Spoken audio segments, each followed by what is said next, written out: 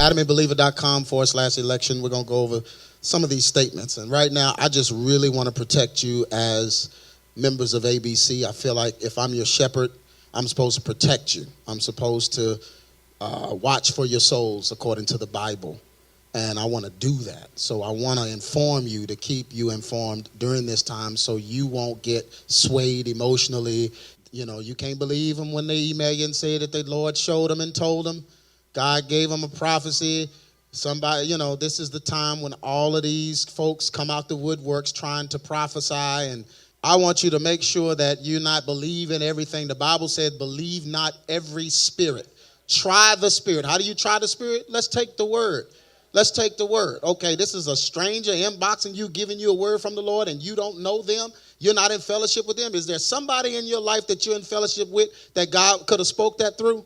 Then that's who he would have spoken through. He going to speak it through somebody that you trust. Yes. So I don't want you just to believe everything. I want you to be able to rightly divide it and understand what God is doing, what role God plays in all of this. That's what we're going to talk about today. And I arranged this in questions, so it would be easier to kind of go through it. First question, is God going to use Donald Trump to help his people like King Cyrus did in the Bible when he freed the Jews from exile? This seems to be the popular opinion of most evangelicals, as well as, other sensationalists and different ones that believe that God elected Donald Trump, or he's going to use Donald Trump during this time, and he wasn't going to use Hillary, but he's going to use Donald because he's a Republican. And versus, for me, I can never separate the fact that even though Obama was a Democrat and he was for the LGBT, Donald Trump, whether he's for it or against it, he still has to write policy for them. Did y'all hear what I just said? Yeah. So he may be against abortion, but he still has to write policy for it because his rule encompasses both sides. Right? So, yeah. That right there don't make sense anyway for me to be putting God in it. Because if it's God, then, it's going to be all God or it's not going to be God. Amen? Now, let's figure out who King Cyrus was before we make Donald Trump, anoint him as, first of all, as a king, and then as Cyrus in the Bible. Isaiah 44:28.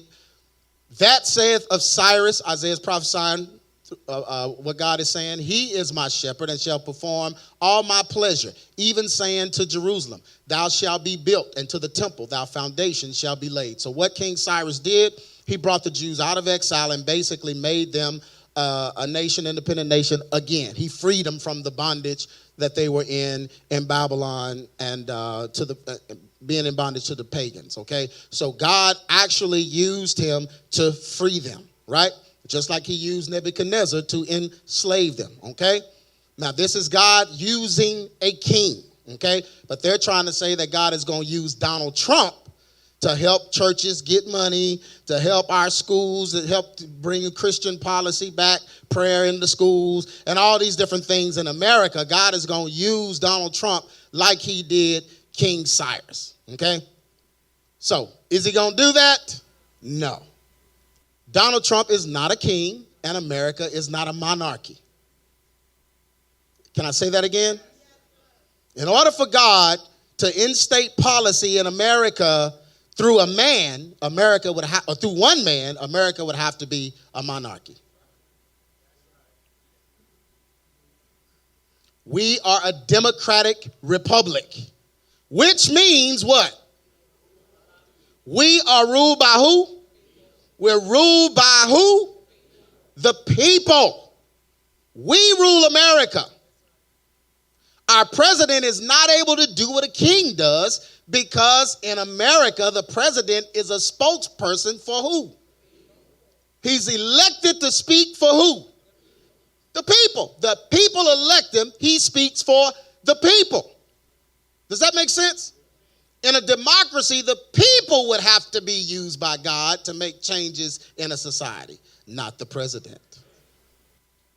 If the people elect the official, then the people would have to change in order to change. I'm just going to tell you what he told me and he showed me. This means that if the people voted in a president with a Luciferian agenda, we cannot expect God to intervene and use this elected leader to do something that the democratic citizens or the people themselves do not desire.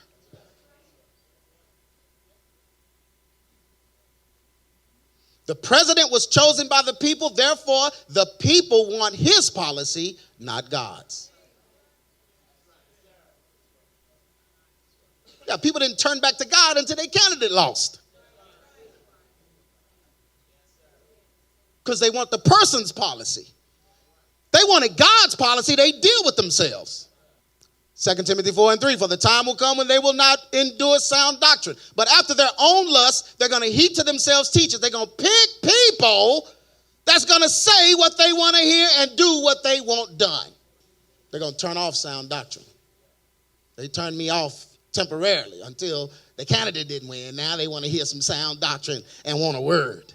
I was asked probably 5,000 times in the last few days, I need a word. Do you have a word for me, Pastor? I'm your pastor now? Really? Did God put Donald Trump in office as judgment or to help God's agenda? Did God put Donald Trump in office? 1 Peter 4:17, for the time is come that judgment must begin where? In the house of God. Judgment begins in the house of God. Donald Trump's not a part of that. And if it first began at us, what shall the end be of them that obey not the gospel of God? So the Bible just told you that judgment begins in the house of God. The preachers, the prophets, the pastors, the teachers, the evangelists, that's who God is dealing with, not Donald Trump. So Donald Trump is not put in office as no judgment. So because Hillary lost, God is going to see, now Donald Trump's in office. That's judgment on America. Yeah, they forgot about Hillary Clinton and the emails and her Satanism. Her daughter wears the upside down cross. You know that, right? Oh, Google a picture of her. What's her name? What's the Clinton girl? Google a picture of Chelsea. She wears an upside down cross all the time. They're Satanists. They worship. Who do Satanists worship? Satan. Yeah. Black folks didn't start calling Bill Clinton a black man until they found out he smoked weed and cheated. Our first black, y'all thought Obama was the first black president? No, you didn't read. African Americans started calling Bill Clinton. He started preaching in churches. Got famous in black Pentecostal churches, playing his saxophone and preaching because he smoked weed and cheated. God did not put Donald Trump in office. No. God did not put Donald Trump in office. God is not electing presidents of the United States. We had an election and he was selected by, and the elite are the people that selected him. And every other president that has ever presided over America.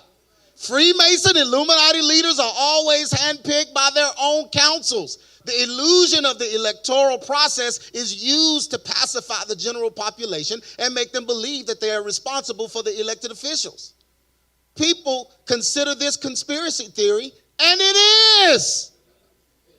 It is a conspiracy. When has it not been? When has money not caused a conspiracy?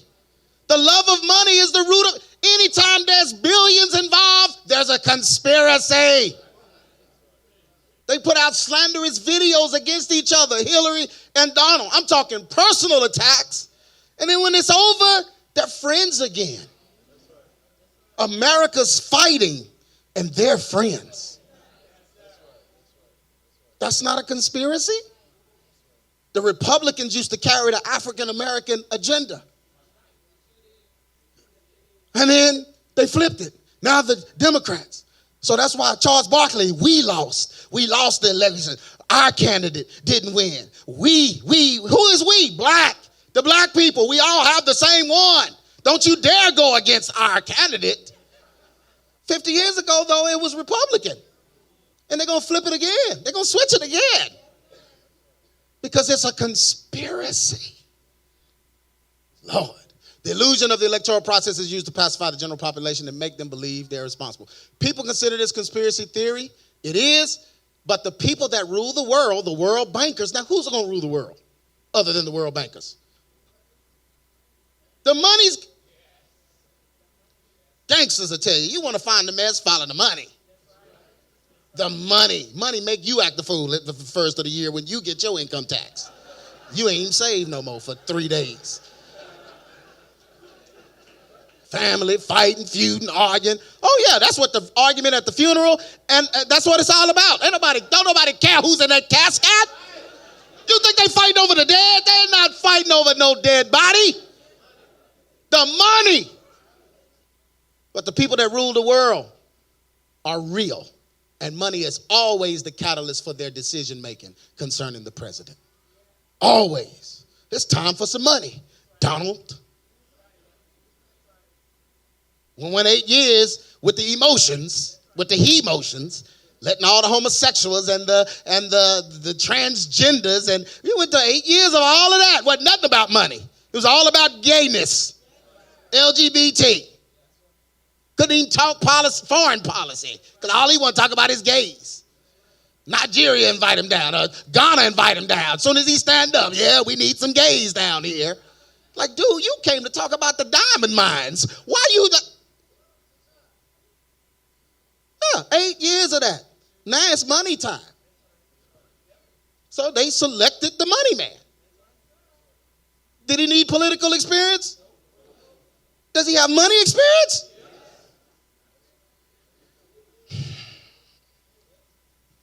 To suggest that God selected a pagan leader is absurd. The only reason God used Cyrus was to free Jews from bondage. God also used King Nebuchadnezzar to place them in bondage. The Israelites, listen, will y'all listen to this? Everybody listen, pay close attention, because God spoke when he told me this. This is crazy right here. Please listen. The Israelites at the time were unique in that they served God as a what? They served God as a whole nation. Because they were a nation, God used a ruler to punish or bless them. You can do that if it's a whole nation. This was the dispensation before Christ came. Now that Christ has come, he is our king and ruler. He is the one that brings blessings and chastisements to us. God is not judging America through a president. Why would he do that? And America is not a chosen nation. People that think God is judging America are speaking as if America is like the Israelites, a nation unto God. It's not. It's never been. Freemasons, who are builders that worship Satan, built this nation. It's not a Christian nation. This belief is identified as displacement theology, where you go get a Bible passage and try to apply it to what's going on right now, but it doesn't transfer because things are different. Displacement theology is defined as paralleling biblical characters or situations to present-day events. America is a nation comprised of all kinds of beliefs and ideas. Every day at work, you're sitting by somebody that believes something else. How can it be a Christian nation? It was just a few of them that believed something different than what Moses brought off the mountain, and the ground opened up and swallowed them up. That's God's nation. The ultimate goal of the elite that rule America, the Freemasons, is to rebuild the Tower of Babel as depicted on our money and all of their insignia. Everything is showing them building the Tower of Babel again because God stopped them. Ultimately, the leaders that are picked in America are not working for God or his people. They are working for the elite that control them so they can build the tower. They need one world again, a one world government, one world currency,